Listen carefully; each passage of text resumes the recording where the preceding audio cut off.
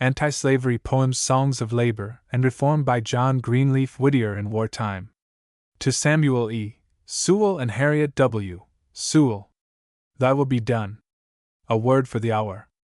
Ein Festberg ist unser Gott. To John C. Fremont. The Watchers. To Englishmen. Mithridates at Chios. At Port Royal. Astrea at the capital. The Battle Autumn of 1862. Of St. Helena's Island S.C. The Proclamation. Anniversary Poem. Barbara Fritchie. Hath the bird said? The Mantle of St. John de Matra. Lads Deo. Hymn for the celebration of emancipation. At Newburyport in wartime. To Samuel E. Sewell and Harriet W. Sewell, of Melrose. These lines to my old friends stood as dedication in the volume which contained a collection of pieces under the general title of In Wartime. The group belonging distinctly under that title I have retained here. The other pieces in the volume are distributed among the appropriate divisions. Oler Iscanus queries, why should we vex at the land's ridiculous misery? So on his us banks, in the blood-red dawn of England's civil strife, did careless Vaughan bemock his times. O friends of many years! Though faith and trust are stronger than our fears, and the signs promise peace with liberty, not thus we trifle with our country's tears and sweat of agony. The future's gain is certain as God's truth, but meanwhile, pain is bitter and tears are salt, our voices take a sober tone, our very household songs are heavy with a nation's griefs and wrongs, and innocent mirth is chastened for the sake of the brave hearts that nevermore shall beat, the eyes that smile no more, the unreturning feet. 1863. Thy will be done. We see not, know not, all our way is night, with thee alone is day from out the torrent's troubled drift, above the storm our prayers we lift, thy will be done. The flesh may fail, the heart may faint, but who are we to make complaint, or dare to plead, in times like these, the weakness of our love of ease? Thy will be done! We take with solemn thankfulness our burden up, nor ask it less, and count it joy that even we may suffer, serve, or wait for thee, whose will be done. Though dim as yet in tint and line, we trace thy picture's wise design, and thank thee that our age supplies its dark relief of sacrifice. Thy will be done! And if, in our unworthiness, thy sacrificial wine we press, if from thy ordeals heated bars our feet are seamed with crimson scars, thy will be done! If, for the age to come, this hour of trial hath vicarious power, and blessed by thee, our present pain, be liberty's eternal gain, thy will be done! Strike, thou the master, we thy keys, the anthem of the destinies. The minor of thy loftier strain, our hearts shall breathe the old refrain, thy will be done! 1861. A word for the hour. The firmament breaks up. In black eclipse light after light goes out. One evil star, luridly glaring through the smoke of war, as in the dream of the apocalypse, drags others down. Let us not weakly weep nor rashly threaten. Give us grace to keep our faith and patience. Wherefore should we leap on one hand into fratricidal fight, or, on the other, yield eternal right, frame lies of law, and good and ill confound? What fear we? Safe on freedom's vantage ground our feet are planted, let us there remain in unrevengeful calm, no means untried which truth can sanction, no just claim denied, the sad spectators of a suicide. They break the links of union. Shall we light the fires of hell to weld anew the chain on that red anvil where each blow is pain? Draw we not even now a freer breath, as from our shoulders falls a load of death loathsome as that the Tuscan's victim bore when keen with life to a dead horror bound? Why take we up the accursed thing again? Pity, forgive, but urge them back no more who, drunk with passion, flaunt disunion's rag with its vile reptile blazon. Let us press the golden cluster on our brave old flag in closer union, and if numbering less, brighter shall shine the stars which still remain. 16th 1st Mo. 1861. Ein Festberg ist unser Gott. Luther's Hymn. We wait beneath the furnace blast the pangs of transformation. Not painlessly doth God recast and mold anew the nation. Hot burns the fire where wrongs expire, nor spares the hand that from the land uproots the ancient evil. The handbreadth cloud the sages feared its bloody rain is dropping, the poison plant the fathers spared all else is overtopping. East, west, south, north, it curses the earth. All justice dies, and fraud and lies live only in its shadow. What gives the wheat field blades of steel? What points the rebel cannon? What sets the roaring rabble's heel on the old star-spangled pennon? What breaks the oath of the men o' the South? What whets the knife for the Union's life? Hark to the answer, slavery! Then waste no blows on lesser foes and strife unworthy freemen. God lifts today the veil, and shows the features of the demon o' North and South, its victims both, can ye not cry? Let slavery die, and Union find in freedom? What though the cast-out spirit tear the nation in his going? We who have shared the guilt must share the pang of his o'erthrowing. Whatever the loss, whatever the cross, shall they complain of present pain who trust in God's hereafter? For who that leans on his right arm was ever yet forsaken? What righteous cause can suffer harm if he its part has taken? Though wild and loud, and dark the cloud, behind its folds his hand upholds the calm sky of tomorrow.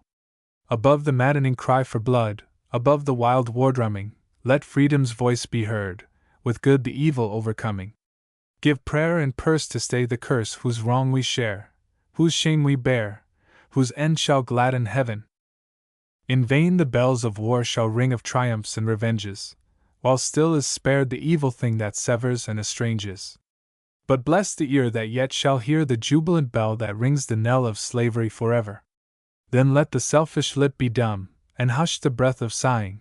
Before the joy of peace must come the pains of purifying. God give us grace each in his place to bear his lot, and, murmuring not, endure and wait and labor. 1861. To John C. Fremont. On the 31st of August 1861, General Fremont, then in charge of the Western Department, issued a proclamation which contained a clause, famous as the first announcement of emancipation. The property, it declared, real and personal, of all persons in the state of Missouri, who shall take up arms against the United States, or who shall be directly proven to have taken active part with their enemies in the field, is declared to be confiscated to the public use, and their slaves, if any they are hereby declared free men.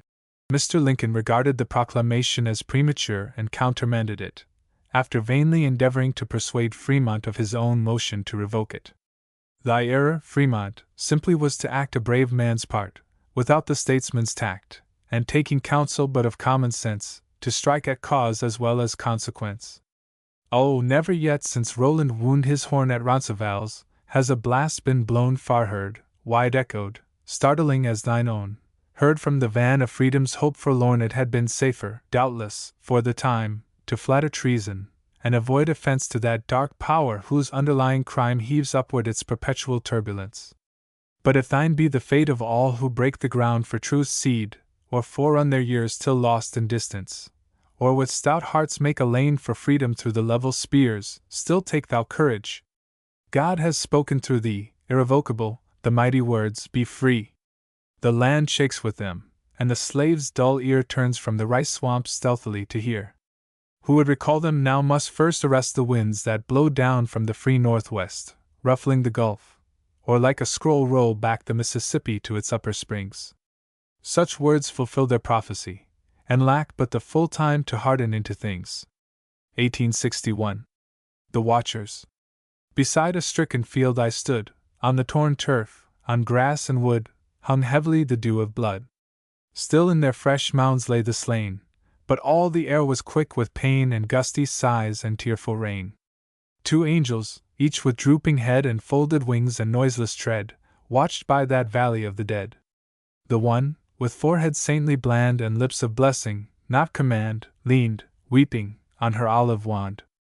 The other's brows were scarred and knit, his restless eyes were watch-fires lit, his hands for battle gauntlets fit. How long? I knew the voice of peace. Is there no respite? No release?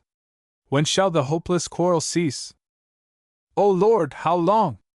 One human soul is more than any parchment scroll, or any flag thy winds unroll. What price was Ellsworth's, young and brave? How weigh the gift that Lion gave, or count the cost of Winthrop's grave? O brother! If thine eye can see, tell how and when the end shall be, what hope remains for thee and me? Then freedom sternly said, I shun no strife nor pang beneath the sun, when human rights are staked and won. I knelt with Ziska's hunted flock, I watched in Toussaint's cell of rock, I walked with Sydney to the block. The Moor of Marston felt my tread, through Jersey's snows the march I led, my voice Magenta's charges sped. But now, through weary day and night, I watch a vague and aimless fight for leave to strike one blow aright. On either side my foe they own, one guards through love his ghastly throne, and one through fear to reverence grown. Why wait we longer, mocked, betrayed by open foes, or those afraid to speed thy coming through my aid? Why watch to see who win or fall? I shake the dust against them all, I leave them to their senseless brawl. Nay, peace implored. Yet longer wait, the doom is near, the stake is great, God knoweth if it be too late. Still wait and watch, the way prepare where I with folded wings of prayer may follow, weaponless and bare. Too late, the stern, sad voice replied. Too late. Its mournful echoes sighed, in low lament the answer died. A rustling as of wings in flight, an upward gleam of lessening white, so passed the vision, sound and sight. But round me, like a silver bell rung down the listening sky to tell of holy help, a sweet voice fell.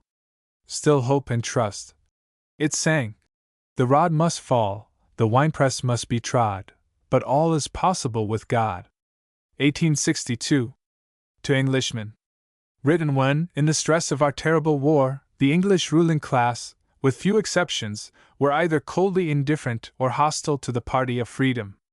Their attitude was illustrated by caricatures of America, among which was one of a slaveholder and cowhide, with the motto, "Haven't I a right to wallop my nigger?" You flung your taunt across the wave, we bore it as became us, well knowing that the fettered slave left friendly lips no option save to pity or to blame us. You scoffed our plea. Mere lack of will, not lack of power. You told us we showed our Free State records, still you mocked, confounding good and ill, slave haters and slaveholders.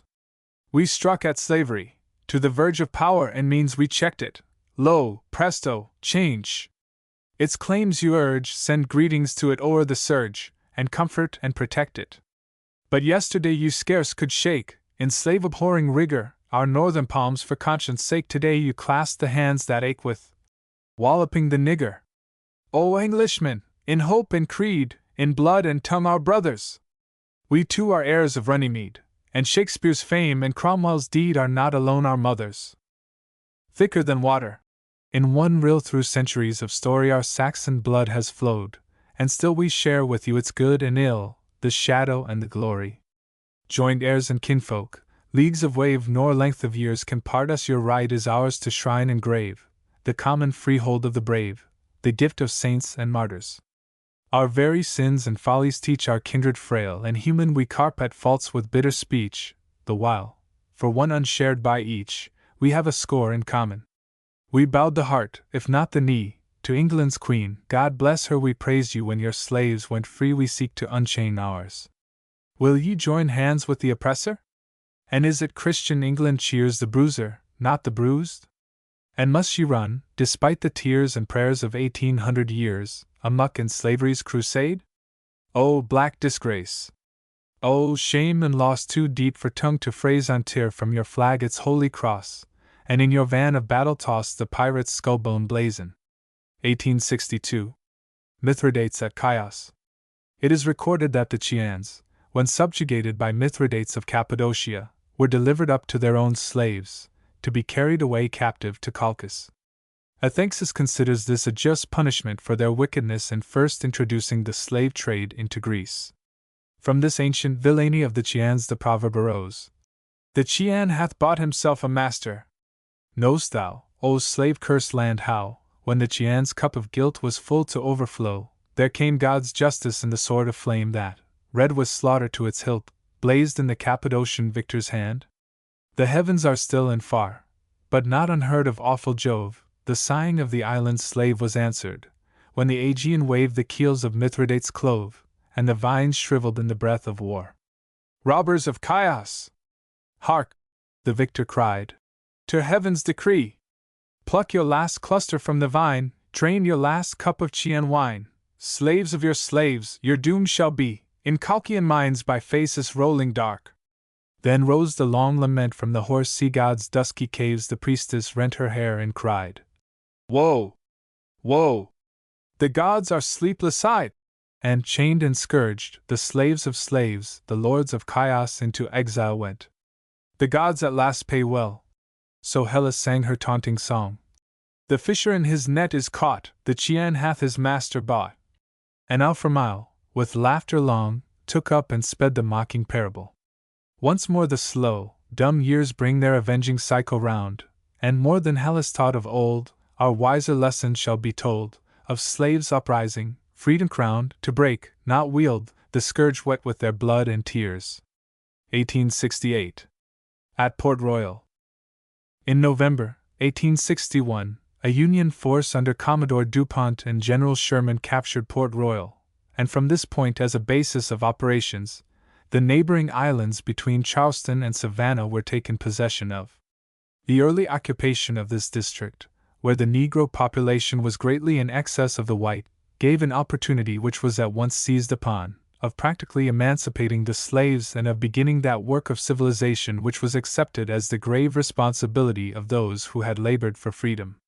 The tent lights glimmer on the land, the ship lights on the sea, the night wind smooths with drifting sand our track on lone Tybee. At last our grating keels outslide, our good boats forward swing, and while we ride the landlocked tide, our Negroes row and sing.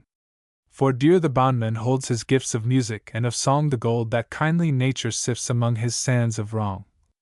The power to make his toiling days and poor home comforts please, the quaint relief of mirth that plays with sorrow's minor keys.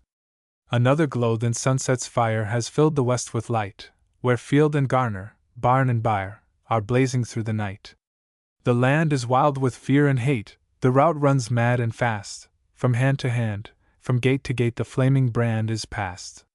The lurid glow falls strong across dark faces broad with smiles, not theirs the terror, hate, and loss that fire yon blazing piles. With oar-strokes timing to their song, they weave in simple lays the pathos of remembered wrong, the hope of better days. The triumph note that Miriam sung, the joy of uncaged birds softening with Afric's mellow tongue their broken Saxon words. Song of the Negro boatman. Oh, praise and thanks!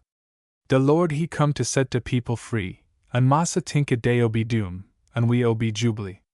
The Lord dat heap de Red Sea waves he just as strong as den, he say de word, we lost night's slaves, today, de Lord's freemen. De yam will grow, de cotton blow, we'll have de rice and corn. Oh, nebber you fear, if nebber you hear de driver blow his horn. Oh, massa and he travels gone, he leave de land behind, de Lord's breath blow him further on, like corn shuck in de wind. We own de hoe, we own de plow, we own de hands dat hold, we sell de pig, we sell de cow, but nebber chili be sold. De yam will grow, de cotton blow, we'll have de rice and corn. Oh, nebber you fear, if nebber you hear de driver blow his horn. We pray de Lord, he give us signs dat some day we be free. De north wind tell it to de pines, de wild duck to de sea. We tink it when de church bell ring, we dream it in de dream. De rice bird mean it when he sing, de eagle when be scream. De yam will grow, de cotton blow, we'll have de rice and corn. Oh, nebber you fear, if nebber you hear de driver blow his horn. We know de promise nebber fail, and nebber lie de word, so like de apostles in de jail, we waited for de Lord and now he open every door, and throw away de key. He tink we lube him so before, we hub him better free. De yam will grow, de cotton blow, he'll give de rice and corn. Oh, nebber you fear, if nebber you hear de driver blow his horn. So sing our dusky gondoliers, and with a secret pain, and smiles that seem akin to tears, we hear the wild refrain. We dare not share the Negro's trust, nor yet his hope deny.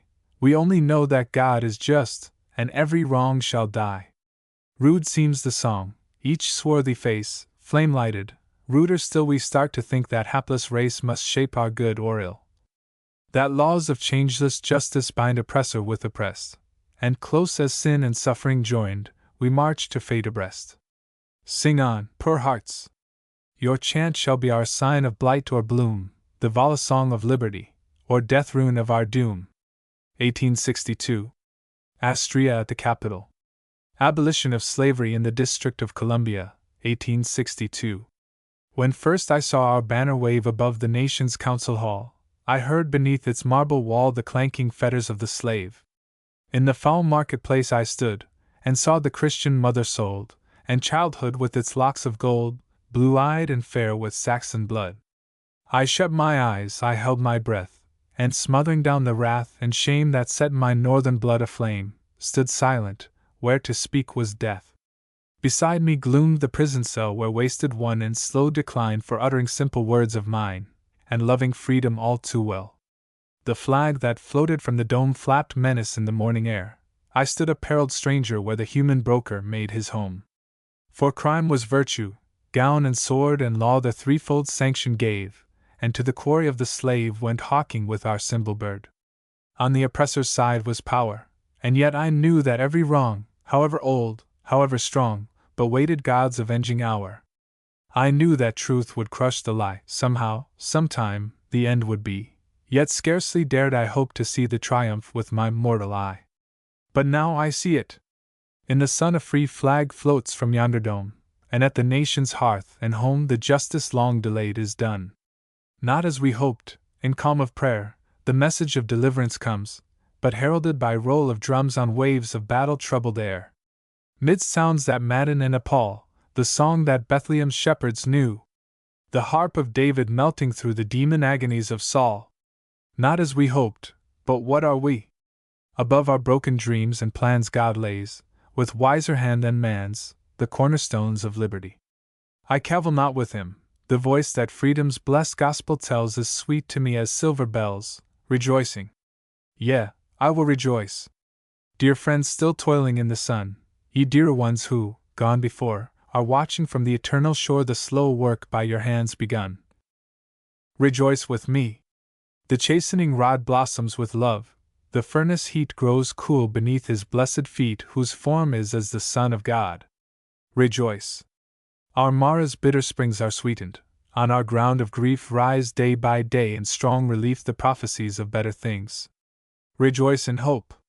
The day and night are one with God, and one with them who see by faith the cloudy hem of judgment fringed with mercy's light. 1862. The battle autumn of 1862. The flags of war like stormbirds fly, the charging trumpets blow, yet rolls no thunder in the sky, no earthquake strives below. And calm and patient nature keeps her ancient promise well, though o'er her bloom and greenness sweeps the battle's breath of hell.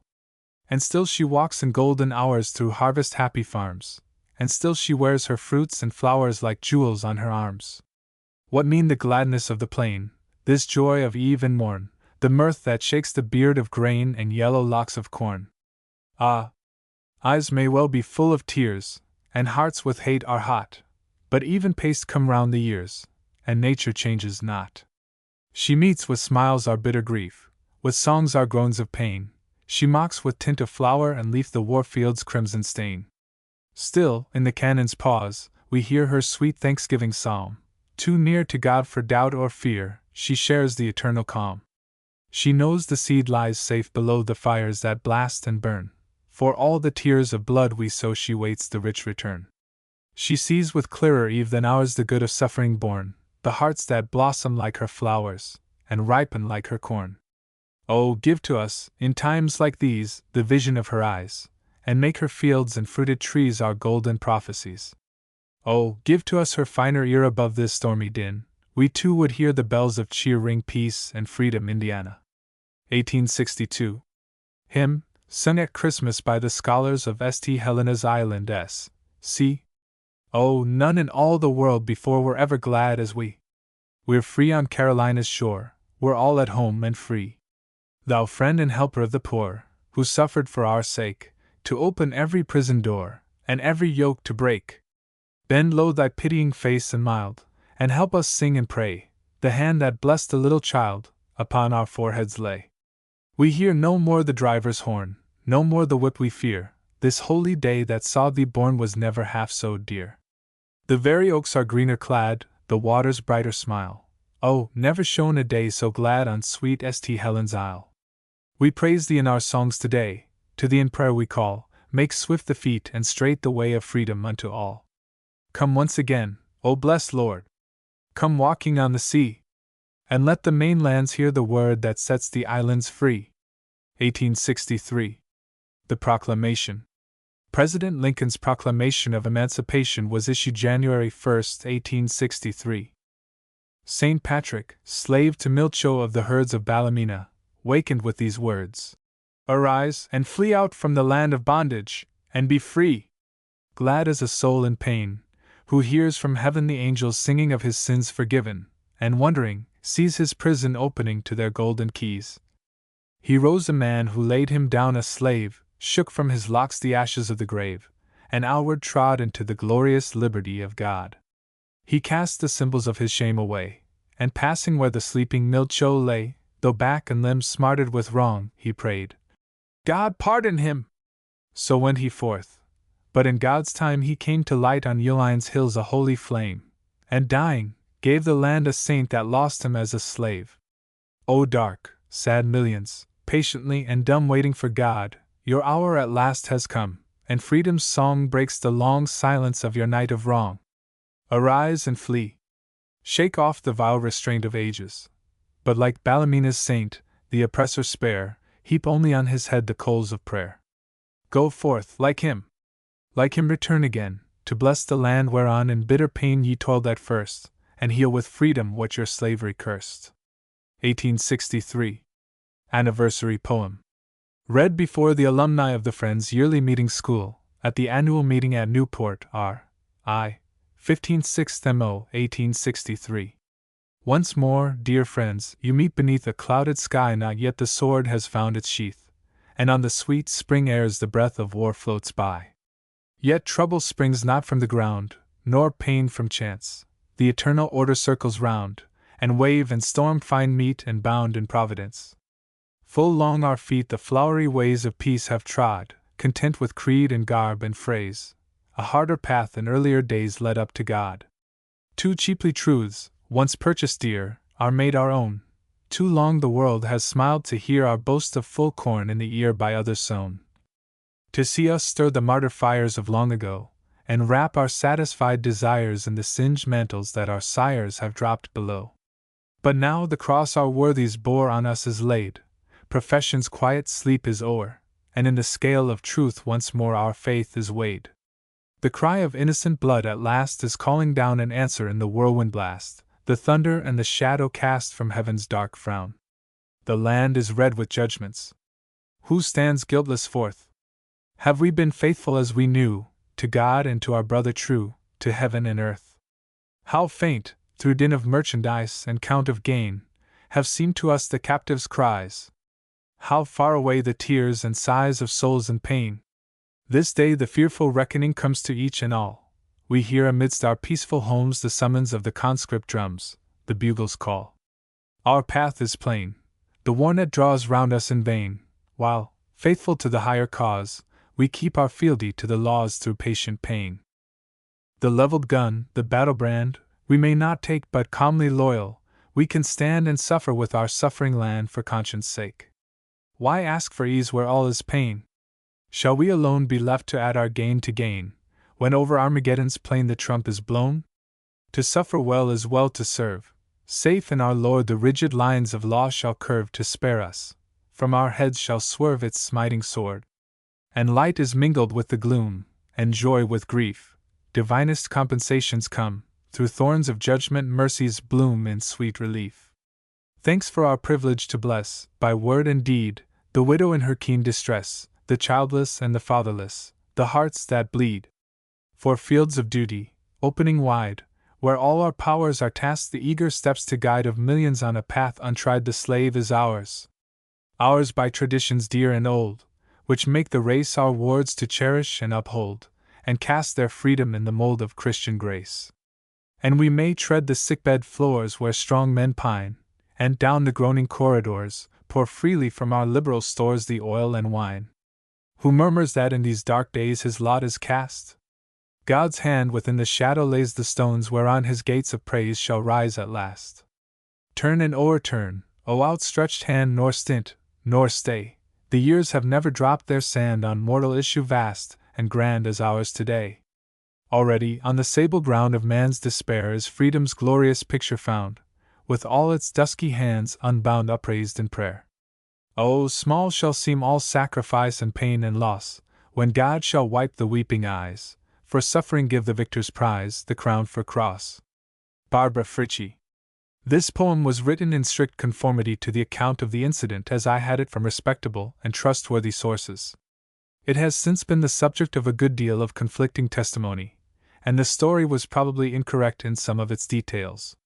It is admitted by all that Barbara Frietchie was no myth, but a worthy and highly esteemed gentlewoman, intensely loyal and a hater of the slavery rebellion, holding her Union flag sacred and keeping it with her Bible, that when the Confederates halted before her house and entered her dooryard, she denounced them in vigorous language, shook her cane in their faces, and drove them out.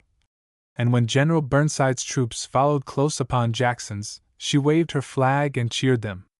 It is stated that May Nantrell, a brave and loyal lady in another part of the city, did wave her flag in sight of the Confederates. It is possible that there has been a blending of the two incidents.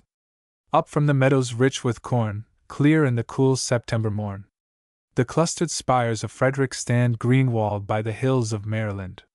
Round about them orchards sweep, apple and peach tree fruited deep, fair as the garden of the Lord to the eyes of the famished rebel horde.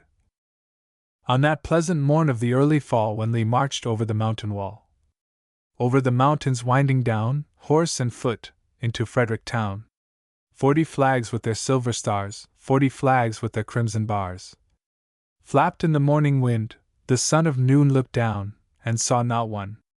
Up rose old Barbara Frietchie then, bowed with her 80 years and 10. Bravest of all in Frederick town, she took up the flag the men hauled down. In her attic window the staff she set, to show that one heart was loyal yet. Up the street came the rebel tread, Stonewall Jackson riding ahead. Under his slouched hat left and right he glanced. The old flag met his sight. Halt! The dust-brown ranks stood fast. Fire! Out blazed the rifle blast. It shivered the window, pane and sash. It rent the banner with seam and gash. Quick, as it fell, from the broken staff Dame Barbara snatched the silken scarf. She leaned far out on the window-sill, and shook it forth with a royal will. Shoot, if you must, this old grey head, but spare your country's flag, she said. A shade of sadness, a blush of shame, over the face of the leader came. The nobler nature within him stirred to life at that woman's deed and word. Who touches a hair of yon grey head dies like a dog. March on, he said. All day long through Frederick Street sounded the tread of marching feet. All day long that free flag tossed over the heads of the rebel host. Ever its torn folds rose and fell on the loyal winds that loved it well. And through the hill gap sunset light shone over it with a warm good night. Barbara Frietchie's work is o'er, and the rebel rides on his raids no more. Honor to her! And let a tear fall, for her sake, on Stonewall spear. Over Barbara Frietchie's grave, flag of freedom and union, wave! Peace and order and beauty draw around thy symbol of light and law. And ever the stars above look down on thy stars below in Frederick town. 1863. What the birds said? The birds against the April wind flew northward, singing as they flew, they sang. The land we leave behind has swords for corn blades, blood for dew. O wild birds, flying from the south, what saw and heard ye, gazing down? We saw the mortar's upturned mouth, the sickened camp, the blazing town. Beneath the bivouac's starry lamps, we saw your march-worn children die. In shrouds of moss, in cypress swamps, we saw your dead uncoffined lie. We heard the starving prisoners' sighs, and saw, from line and trench, your sons follow our flight with homesick eyes beyond the battery's smoking guns. And heard and saw ye only wrong and pain, I cried. O wing-worn flocks? We heard, they sang, the freedman's song, the crash of slavery's broken locks. We saw from new, uprising states the treason nursing mischief spurned, as, crowding freedom's ample gates, the long estranged and lost returned. O'er dusky faces, seamed and old, and hands horn-hard with unpaid toil, with hope in every rustling fold, we saw your star-dropped flag uncoil. And struggling up through sounds accursed, a grateful murmur clomb the air, a whisper scarcely heard at first, it filled the listening heavens with prayer. and sweet and far, as from a star, replied a voice which shall not cease, till, drowning all the noise of war, it sings the blessed song of peace. So to me, in a doubtful day of chill and slowly greening spring, low stooping from the cloudy gray, the wild birds sang or seemed to sing. They vanished in the misty air, the song went with them in their flight, but lo! They left the sunset fair, and in the evening there was light. April 1864. The Mantle of St. John de Mata. A legend of the red, white, and blue. A. Died in 1154 to 1864. A strong and mighty angel, calm, terrible, and bright, the cross and blended red and blue upon his mantle white. 2 captives by him kneeling, each on his broken chain, sang praise to God who riseth the dead to life again. Dropping his cross-wrought mantle, "Wear this," the angel said. "Take thou, O freedom's priest, its sign, the white, the blue, and red." Then rose up John de Mata in the strength the Lord Christ gave, and begged through all the land of France the ransom of the slave. The gates of tower and castle before him open flew, the drawbridge at his coming fell, the door bolt backward drew. For all men owned his errand, and paid his righteous tax, and the hearts of lord and peasant were in his hands as wax. At last, outbound from Tunis, his bark her anchor weighed, freighted with 70 Christian souls whose ransom he had paid. But torn by Paynim hatred, her sails in tatters hung, and on the wild waves, rudderless, a shattered hulk she swung. "God save us!" cried the captain, "for naught can man avail. Oh, woe betide the ship that lacks her rudder and her sail! Behind us are the more men, at sea we sink or strand, there's death upon the water, there's death upon the land." Then up spake John de Mata, "God's errands never fail! Take thou the mantle which I wear, and make of it a sail." They raised the cross-wrought mantle, the blue, the white, the red, and straight before the wind offshore the ship of freedom sped.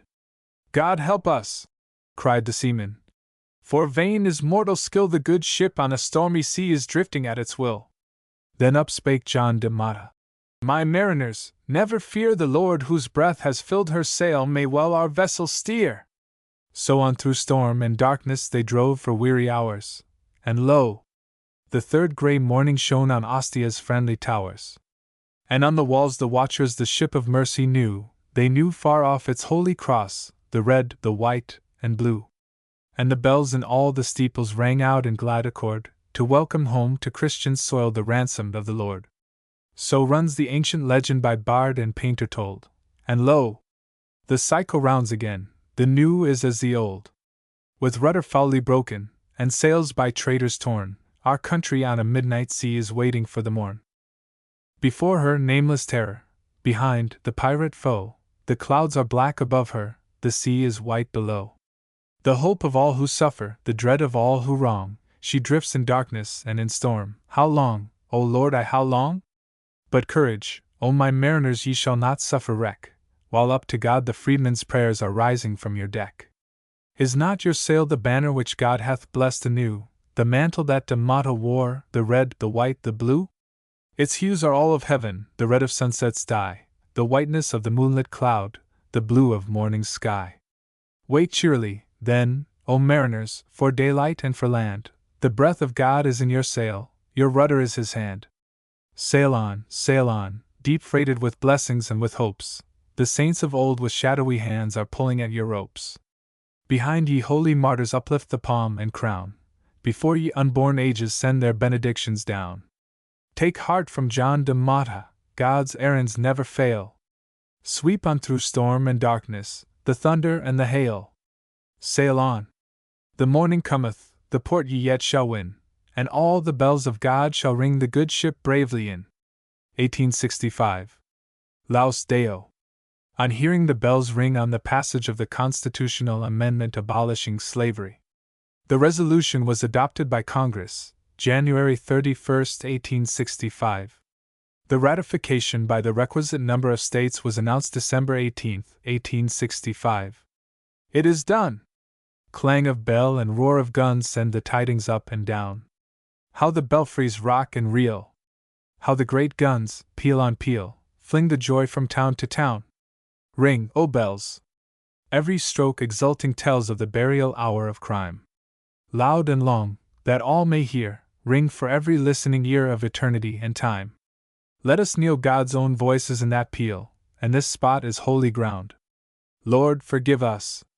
What are we, that our eyes this glory see, that our ears have heard the sound? For the Lord on the whirlwind is abroad, in the earthquake he has spoken, he has smitten with his thunder the iron walls asunder, and the gates of brass are broken. Loud and long lift the old exulting song, sing with Miriam by the sea, he has cast the mighty down, horse and rider sink and drown. He hath triumphed gloriously. Did we dare, in our agony of prayer, ask for more than he has done? When was ever his right hand over any time or land stretched as now beneath the sun? How they pale, ancient myth and song and tale, in this wonder of our days, when the cruel rod of war blossoms white with righteous law, and the wrath of man is praise. Blotted out all within and all about shall a fresher life begin, freer breathe the universe as it rolls its heavy curse on the dead and buried sin. It is done! In the circuit of the sun shall the sound thereof go forth. It shall bid the sad rejoice, it shall give the dumb a voice, it shall belt with joy the earth. Ring and swing, bells of joy! On morning's wings send the song of praise abroad. With the sound of broken chains tell the nations that he reigns, who alone is Lord and God. 1865. Hymn for the celebration of emancipation at Newburyport. Not unto us who did but seek the word that burned within to speak, not unto us this day belonged the triumph and exultant song. Upon us fell in early youth the burden of unwelcome truth, and left us, weak and frail and few, the censor's painful work to do. Thenceforth our life a fight became, the air we breathed was hot with blame, for not with gauged and softened tone we made the bondman's cause our own. We bore, as freedom's hope forlorn, the private hate, the public scorn, yet held through all the paths we trod our faith in man and trust in God. We prayed and hoped, but still, with awe, the coming of the sword we saw, we heard the nearing steps of doom, we saw the shade of things to come. In grief which they alone can feel who from a mother's wrong appeal, with blended lines of fear and hope we cast our country's horoscope. For still within her house of life we marked the lurid sign of strife, and poisoning and embittering all, we saw the star of wormwood fall. Deep as our love for her became our hate of all that wrought her shame, and if, thereby, with tongue and pen we erred, we were but mortal men. We hoped for peace. Our eyes surveyed the blood-red dawn of freedom's day, we prayed for love to loose the chain. Tea is shorn by battle's axe in twain. Nor skill nor strength nor zeal of ours has mined and heaved the hostile towers. Not by our hands is turned the key that sets the sighing captives free. A redder sea than Egypt's wave is piled and parted for the slave. A darker cloud moves on in light. A fiercer fire is guided by night. The praise, O Lord, is thine alone. In thy own way thy work is done. Our poor gifts at thy feet we cast, to whom be glory, first and last. 1865. After the War. The Peace Autumn. Written for the Essex County Agricultural Festival, 1865. Thank God for rest, where none molest, and none can make afraid, for peace that sits as plenty's guest beneath the homestead shade. Bring pike and gun, the sword's red scourge, the Negro's broken chains, and beat them at the blacksmith's forge to plowshares for our plains. Alike henceforth our hills of snow, and valleys where cotton flowers, all streams that flow, all winds that blow, are freedom's motive powers. Henceforth to labor's chivalry be knightly honors paid, for nobler than the sword shall be the sickle's accolade. Build up an altar to the Lord, O grateful hearts of ours, and shape it of the greenest sward that ever drank the showers. Lay all the bloom of gardens there, and there the orchard fruits. Bring golden grain from sun and air, from earth her goodly roots. There let our banners droop and flow, the stars uprise and fall, our roll of martyrs, sad and slow, let sighing breezes call. Their names let hands of horn and tan and rough-shod feet applaud, who died to make the slave a man, and link with toil reward. There let the common heart keep time to such an anthem sung as never swelled on poet's rhyme, or thrilled on singer's tongue. Song of our burden and relief, of peace and long annoy, the passion of our mighty grief and our exceeding joy. A song of praise to him who filled the harvest sown in tears, and gave each field a double yield to feed our battle years. A song of faith that trusts the end to match the good begun, nor doubts the power of love to blend the hearts of men as one. To the 39th Congress. The 39th Congress was that which met in 1565 after the close of the war, when it was charged with the great question of Reconstruction. The uppermost subject in men's minds was the standing of those who had recently been in arms against the Union, and their relations to the freedmen. O people chosen! Are ye not likewise the chosen of the Lord, to do his will and speak his word? From the loud thunderstorm of war not man alone hath called ye forth, but he, the God of all the earth. The torch of vengeance in your hands he quenches. Unto him belongs the solemn recompense of wrongs. Enough of blood the land has seen, and not by cell or gallows stair shall ye the way of God prepare. Say to the pardon seekers, keep your manhood, bend no suppliant knees, nor palter with unworthy pleas. Above your voices sounds the wail of starving men. We shut in vain our eyes to pillows ghastly stain. What words can drown that bitter cry? What tears wash out the stain of death? What oaths confirm your broken faith? From you alone the guarantee of union, freedom, peace, we claim. We urge no conqueror's terms of shame. Alas! No victor's pride is ours. We bend above our triumphs won like David o'er his rebel son. Be men, not beggars. Cancel all by one brave, generous action. Trust your better instincts, and be just. Make all men peers before the law. Take hands from off the Negro's throat. Give black and white an equal vote. Keep all your forfeit lives and lands, but give the common law's redress to labor's utter nakedness. Revive the old heroic will. Be in the right as brave and strong as ye have proved yourselves in wrong. Defeat shall then be victory, your loss the wealth of full amends, and hate be love, and foes be friends. Then buried be the dreadful past, its common slain be mourned, and let all memories soften to regret. Then shall the Union's mother heart her lost and wandering ones recall, forgiving and restoring all. And freedom break her marble trance above the Capitolian dome, stretch hands, and bid ye welcome home November, 1865. Andersonville Prison. The massacre of Negro troops at Fort Pillow. The hive at Gettysburg. In the old Hebrew myth the lion's frame, so terrible alive, bleached by the desert's sun and wind, became the wandering wild bee's hive, and he who, lone and naked-handed, tore those jaws of death apart, in after time drew forth their honeyed store to strengthen his strong heart. Dead seemed the legend, but it only slept to wake beneath our sky, just on the spot whence ravening treason crept back to its lair to die, bleeding and torn from freedom's mountain bounds. A stained and shattered drum is now the hive where, on their flowery rounds, the wild bees go and come. Unchallenged by a ghostly sentinel, they wander wide and far, along green hillsides, sown with shot and shell, through valleys once choked with war. The low reveille of their battle drum disturbs no morning prayer. With deeper peace in summer noons their hum fills all the drowsy air. And Samson's riddle is our own today, of sweetness from the strong, of union, peace, and freedom plucked away from the rent jaws of wrong. From treason's death we draw a purer life, as, from the beast he slew, a sweetness sweeter for his bitter strife the old-time athlete drew. 1868. Howard at Atlanta. Right in the track where Sherman plowed his red furrow, out of the narrow cabin, up from the cellar's burrow, gathered the little black people, with freedom newly dowered, where, beside their northern teacher, stood the soldier, Howard. He listened and heard the children of the poor and long enslaved reading the words of Jesus, singing the songs of David. Behold, the dumb lips speaking, the blind eyes seeing. Bones of the prophet's vision warmed into being. Transformed he saw them passing their new life's portal, almost it seemed the mortal put on the immortal. No more with the beasts of burden, no more with stone and clod, but crowned with glory and honor in the image of God. There was the human chattel its manhood taking, there, in each dark, bronze statue, a soul was waking. The man of many battles, with tears his eyelids pressing, stretched over those dusky foreheads his one-armed blessing. And he said, "Who hears can never fear for or doubt you. What shall I tell the children up north about you?" Then ran round a whisper, a murmur, some answer devising, and a little boy stood up. "General, tell 'em we're rising!" O black boy of Atlanta! But half was spoken, the slave's chain and the master's alike are broken.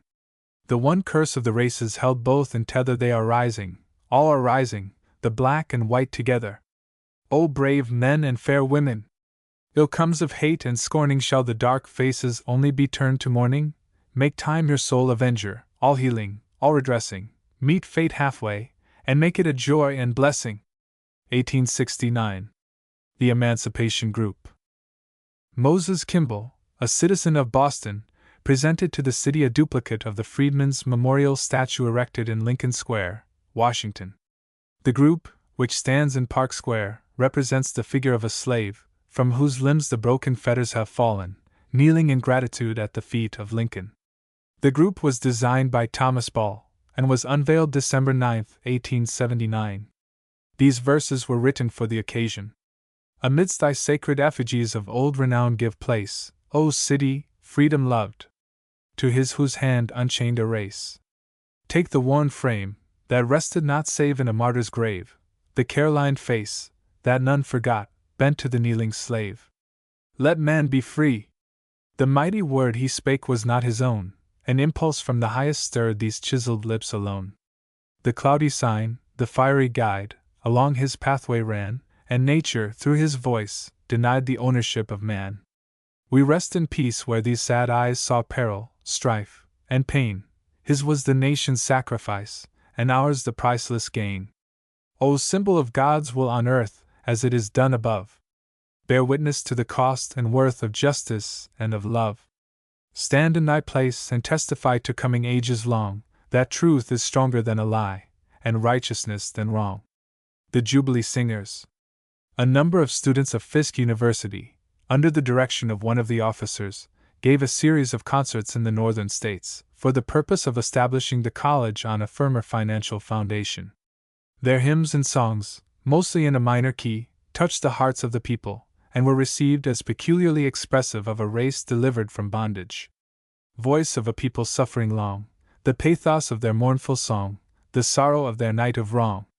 Their cry like that which Israel gave, a prayer for one to guide and save, like Moses by the Red Sea's wave. The stern accord her timbrel lent to Miriam's note of triumph sent o'er Egypt's sunken armament. The tramp that startled camp and town, and shook the walls of slavery down, the spectral march of old John Brown. The storm that swept through battle days, the triumph after long delays, the bondman giving God the praise. Voice of a ransomed race, sing until freedom's every right is won, and slavery's every wrong undone. 1880. Garrison. The earliest poem in this division was my youthful tribute to the great reformer. When himself a young man he was first sounding his trumpet in Essex County. I close with the verses inscribed to him at the end of his earthly career, May 24, 1879. My poetical service in the cause of freedom is thus almost synchronous with his life of devotion to the same cause. The storm and peril overpast, the hounding hatred shamed and still, go, soul of freedom. Take at last the place which thou alone canst fill. Confirm the lesson taught of old, life saved for self is lost, while they who lose it in his service hold the lease of God's eternal day. Not for thyself, but for the slave thy words of thunder shook the world. No selfish griefs or hatred gave the strength wherewith thy bolts were hurled. From lips that Sinai's trumpet blew we heard a tender undersong. Thy very wrath from pity grew, from love of man thy hate of wrong. Now past and present are as one, the life below is life above. Thy mortal years have but begun thy immortality of love.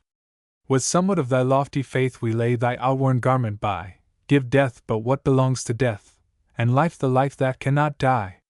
Not for a soul like thine the calm of selfish ease and joys of sense, but duty, more than crown or palm, its own exceeding recompense.